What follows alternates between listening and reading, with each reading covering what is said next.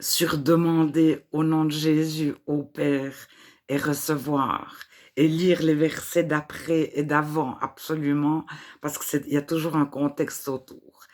J'ai parlé de Jean 15 dans la précédente vidéo, du fils prodigue, et puis de Matthieu, je pense 18, là où deux ou trois se réunissent en son nom, je suis au milieu de vous, si deux s'accordent pour me demander quelque chose, donc demander à Dieu au nom de Jésus.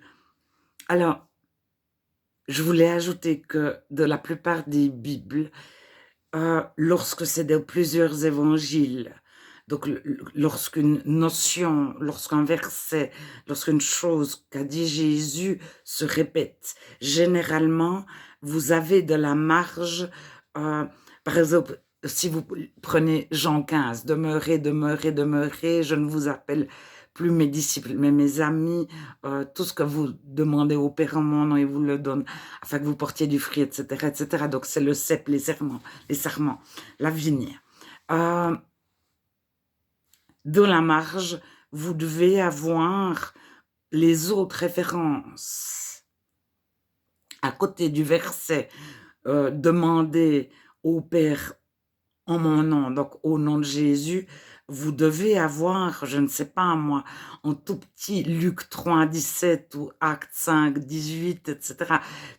Et vous pouvez retrouver dans les autres chapitres, dans les autres livres, euh, la même notion. Par exemple, la crucifixion de Jésus, elle est dans les 4 évangiles.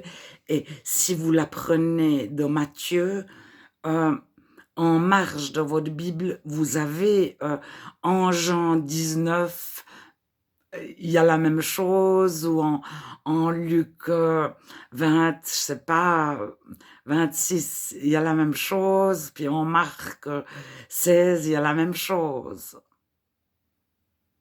Alors, si vous, dans votre Bible, vous n'avez pas ces petites annotations partout, la saintebible.com, qui est premièrement un site en anglais, mais qui est multilingue, en général, il y a si vous prenez un verset, vous retrouvez sous le verset tous les versets qui ont la même idée, la même notion.